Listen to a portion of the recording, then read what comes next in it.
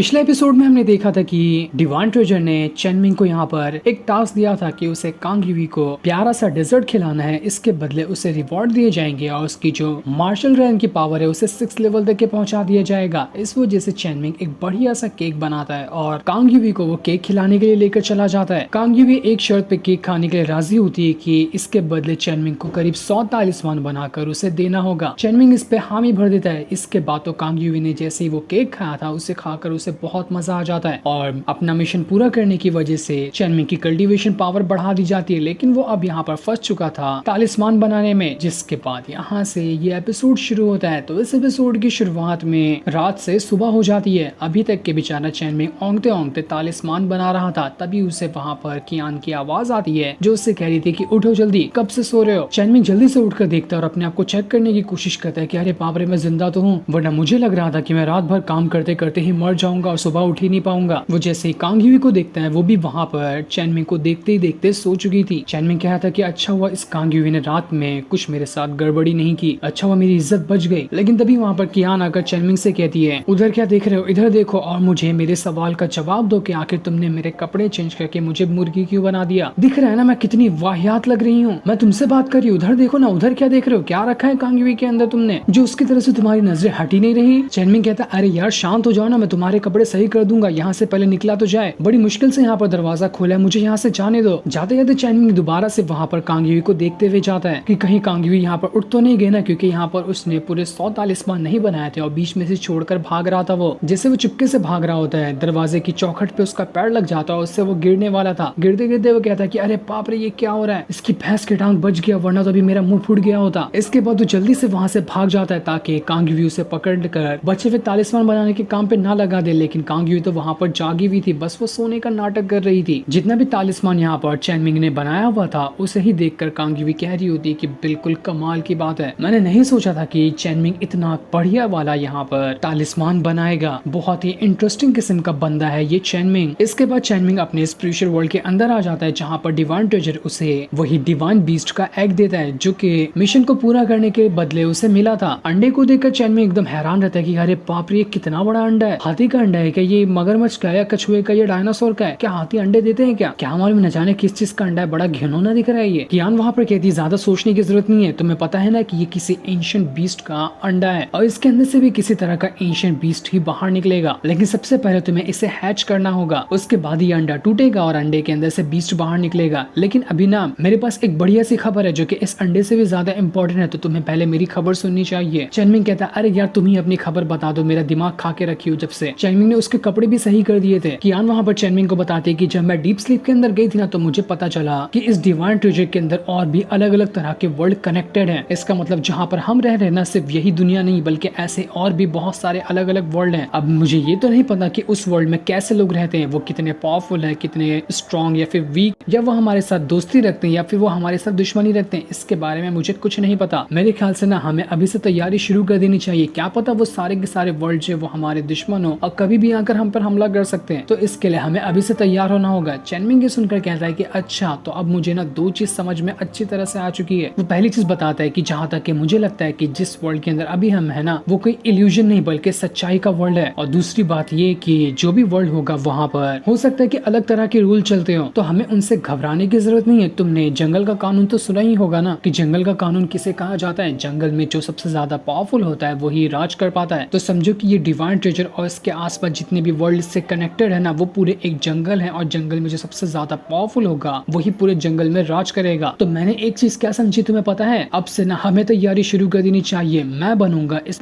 पूरे जंगल का नया राजा। मेरे सामने जो झुकेगा वो जिंदा रहेगा और मेरे सामने जो झुकने से इनकार करेगा मैं उसे खत्म कर दूंगा। तुमने ये चीज बताकर ना मेरा लालच और बढ़ा दिया सारी दुनिया पे राज करने का। क्या मजा आएगा उस चीज को देखकर जब पूरी दुनिया पर मेरा ही राज होगा। कियान कहती है, अच्छा तो ये इतना हलवा काम है ना कि तुम दूसरे के पास जाओगे और उससे कहोगे कि मेरे सामने झुक जाओ, वो तुम्हारे सामने झुक जाएगा। ऐसा होता तो कोई भी यहाँ का किंग नहीं बन जाता। जिस पर चेनमिंग कहता है कि नहीं, मुझे पता है ये काम इजी नहीं होगा, उसके लिए मुझे सबसे पहले अपनी पावर को बढ़ाना है। मैं अपनी और ज्यादा पावर को बढ़ाऊंगा और उसके बाद सारे के सारे वर्ल्ड के ऊपर राज करूंगा। ये सुनकर तो कियान भी एकदम ज्यादा हैरान रह चुकी थी। इसके बाद चेनमिंग जाता है अपने सेक्ट में ही किसी अच्छे तरह के बीस्ट की तलाश में, ताकि वो उसे अपना हेल्पर बना सके। जहाँ पर भी वो जाएगा वो बीस्ट उसकी मदद करेगा। शियाओमी जो थी वो पूरे सेट सेट के अंदर से ढूंढ रही होती है कि कौन सा सबसे पावरफुल और खतरनाक बीस्ट हो सकता है जिसे वो चेनमिंग को दे सके। वो सीटी बजाकर गोल्डन विंग ईगल को बाहर निकालती है जो कि बहुत ही ज्यादा पावरफुल और इस सेट का सबसे ज्यादा स्ट्रॉन्गेस्ट बर्ड है। इससे बढ़कर कोई भी बीस्ट वगैरह इस पूरे के पूरे सेट में मौजूद ही नहीं है। श्यामी चेनमिंग को बता रही थी कि सेट मास्टर आपको पता है इसका जो कल्टीवेशन रैल्म है ना वो भी मार्शल रैल्म का ही है, आपके कल्टीवेशन के आसपास ही है ये, तो आपको इसे संभालने में ना उतनी ज्यादा परेशानी भी नहीं होने वाली। चेनमिंग कहता है हाँ चलो वो सब तो अच्छी बात है लेकिन मुझे इसकी स्पीड के बारे में पता करना है कि इसकी स्पीड क्या है। सबसे ज्यादा स्पीड वाला जो बीस्ट होगा ना मुझे वो चाहिए। जिसमें श्यामी कहती है स्पीड की बात की जाए तब भी ये नंबर 1 पे ही आएगा। इसकी स्पीड है ये एक दिन में 1000 माइल्स को कवर कर सकता है, इतने स्पीड से चलता है ये। कियान चेनमिंग से कह रही थी कि चेनमिंग देखो मुझे ना तुम्हारा प्लान बिल्कुल समझ नहीं आ रहा कि तुम क्या करने के लिए चाह रहे हो, लेकिन तुम्हारे प्लान को सुनकर मुझे खतरा जरूर महसूस हो रहा है कि बहुत बड़ी मुसीबत खड़ी करोगे तुम। लेकिन चेनमिंग उसकी बातों को पूरी तरह से इग्नोर कर दिया। उसने मन बना लिया था कि अब वो सारे वर्ल्ड पे राज करेगा। वो कहते हैं कि ठीक है मुझे यही बर्ड चाहिए, मैं इसी को अपना पेट बनाना चाहता हूँ। लेकिन तभी वहाँ पर भागते हुए एक डिसाइपल आता है जो वहाँ पर आने के बाद श्यामी से कह रहा था कि सीनियर मैं आपको मना तो नहीं करना चाहता लेकिन ये जो बर्ड है ना उसे पहले से ही सीनियर ब्रदर हान ने अपने लिए चुन कर रखा हुआ है, तो अब उनकी परमिशन के बगैर कोई भी इस बर्ड को अपना नहीं बना सकता। श्यामी वहाँ पर उस डिसाइपल से कहती है तुम्हारा दिमाग तो नहीं खराब हो गया ना, इस सेट के अंदर सेक्ट लीडर तुम्हारे सामने खड़े हुए हैं और तुम उनके बजाय किसी सीनियर ब्रदर की बात कर रहे हो यहाँ पर जिसने चुन लिया, तो ये बर्ड सेक्ट लीडर को नहीं मिल सकता, पागल हो गए हो क्या। वो डिसाइपल कह रहा था कि देखिए सीनियर श्यामी मैं यहाँ पर ना सिर्फ जो मुझे काम दिया गया है मैं वही काम संभाल रहा हूँ, वैसे भी जो मैंने यहाँ पर कहा इसमें कोई बुराई तो नहीं है। जो लेवल पे ये बीस्ट है उसी लेवल पे तो सेक्ट लीडर भी है, दोनों का लेवल बराबर होगा तो आखिर वो इस बीस्ट को कंट्रोल कैसे कर पाएंगे। हो सकता है कि बीस्ट ही उनके ऊपर भारी पड़ जाए, ऐसा बंदा चाहिए ना बीस्ट को कंट्रोल करने के लिए जो बीस्ट से भी ज्यादा पावरफुल हो। इसलिए मैं तो यहाँ पर सही चीज बता रहा हूँ कि सेक्ट लीडर को ये बीस्ट नहीं लेना चाहिए, इससे उनका ही नुकसान है। ये सुनकर चेनमिंग के दिमाग में आग लग जाती है। वो डिसाइपल से कहता है कि इसका मतलब तू यहाँ पर मुझे मना कर रहा है कि मैं इस बीस्ट को नहीं ले सकता, तेरी इतनी हिम्मत कैसे आ गई। वो डिसाइपल चेनमिंग से कहता है कि देखिए सेक्ट लीडर इस सेट के अंदर ना पुराने से ही तरीके से रूल बना हुआ आया हुआ है,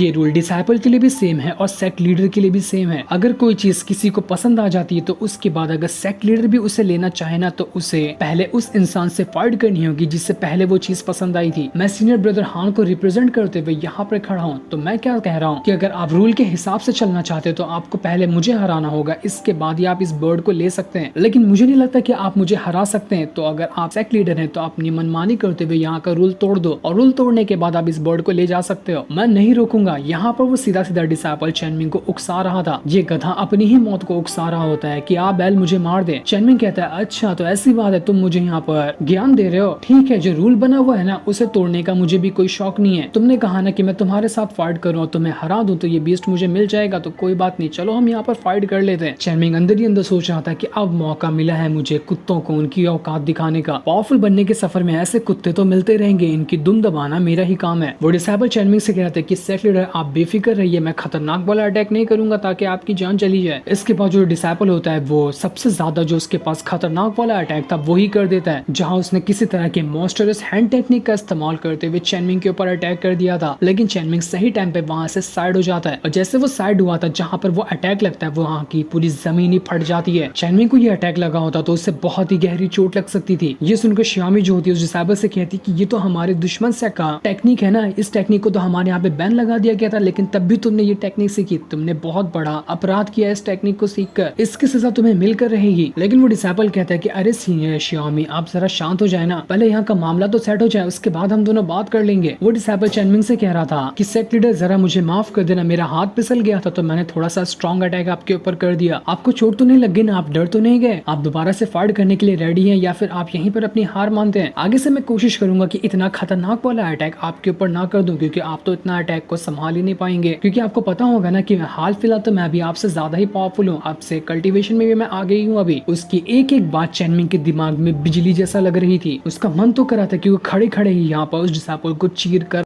चेनमिंग वहाँ पर डिसाइपल से कहता है कि ठीक है बहुत हो गया तेरा नाटक, अब मेरी बारी है, मैं तुझे दिखाता हूँ कि मैं क्या कर सकता हूँ। इसके बाद चेनमिंग वहाँ पर अपनी पावर को एक्टिवेट करना शुरू कर देता है और अपनी पावर को एक्टिवेट करने के बाद उसने एक बहुत ही ज्यादा स्ट्रॉन्ग पाम टेक्निक का इस्तेमाल कर लिया था। वो उस पाम टेक्निक को सीधा का सीधा उस डिसाइपल की तरफ ही कर देता है। ये पाम टेक्निक इतनी ज्यादा बड़ी थी कि पूरा आसपास का इलाका ही ऑरा से भर चुका था, बहुत ही बड़ी होती वो पाम टेक्निक। और जैसे वो पाम टेक्निक उस डिसाइपल को लगी थी वो डिसाइपल उड़कर दूर फेंका जाता है। इस चीज को देखकर वो डिसाइपल एकदम हैरान था कि नहीं, ऐसा नहीं हो सकता। चेनमिंग का कल्टीवेशन तो मुझसे कम था ना, तो इसकी पाम टेक्निक इतनी ज्यादा स्ट्रॉन्ग कैसे हो सकती है। लेकिन उस बेवकूफ को क्या पता था कि पिछला वाला मिशन पूरा करने के बदले चेनमिंग को जो डिवाइन सील मिली थी, वही डिवाइन सील की पावर चेनमिंग के पाम टेक्निक के अंदर गई थी। इसी वजह से पाम टेक्निक अब पहले से बहुत ज्यादा स्ट्रॉन्ग हो चुका है। वो डिसाइपल कह रहा था कि लगता है मैंने ना यहाँ पर इस चेनमिंग को अंडर एस्टिमेट कर दिया, मुझे ये नहीं करना चाहिए था। खैर कोई बात नहीं, अब जो मैं अगला वाला अटैक इसके ऊपर करूंगा ना, इससे इसको अपनी नानी नहीं याद आ गई ना, तो मैं भी यहाँ का डिसाइपल नहीं। चेनमिंग ने अभी तक के वहां पर अपनी जो पाम टेक्निक थी उसे खत्म नहीं किया था। वो अभी भी उस डिसाइपल जो होता है उसके सर के ऊपर ही मंडरा रही थी। चेनमिंग इतनी आसानी से भी उसे नहीं मारना चाहता, वो थोड़ा सा उसके साथ खेलेगा और खेल खेल कर उसे मारेगा। इसी चीज को देखकर वो डिसाइपल और ज्यादा गुस्सा हो रहा था और गुस्सा होने के बाद वो पूरी ताकत लगाकर वहां पे अपनी ड्रैगन स्पिरिट को बाहर निकाल लेता है, ताकि वो अपनी ड्रैगन स्पिरिट का इस्तेमाल करते हुए चेनमिंग की जान ले सके। वो अपनी ड्रैगन स्पिरिट के साथ चेनमिंग पे हमला करने के लिए आगे बढ़ चुका था, लेकिन जैसे वो चेनमिंग के करीब आता है, चेनमिंग वही पाम टेक्निक को सीधा का सीधा डिसाइपल के ऊपर ही रख देता है। वो पाम टेक्निक पूरी तरह से आग से बनी हुई थी, जिस वजह से तो उस डिसाइपल के पूरा शरीर ही एकदम ज्यादा जल जाता है। चेनमिंग तब तक उसे नहीं छोड़ता जब तक कि वो डिसाइपल एकदम ज्यादा जलकर अपनी हालत ना खराब कर दे। और जब चेनमिंग ने अपना हाथ वहां पर हटाया था तो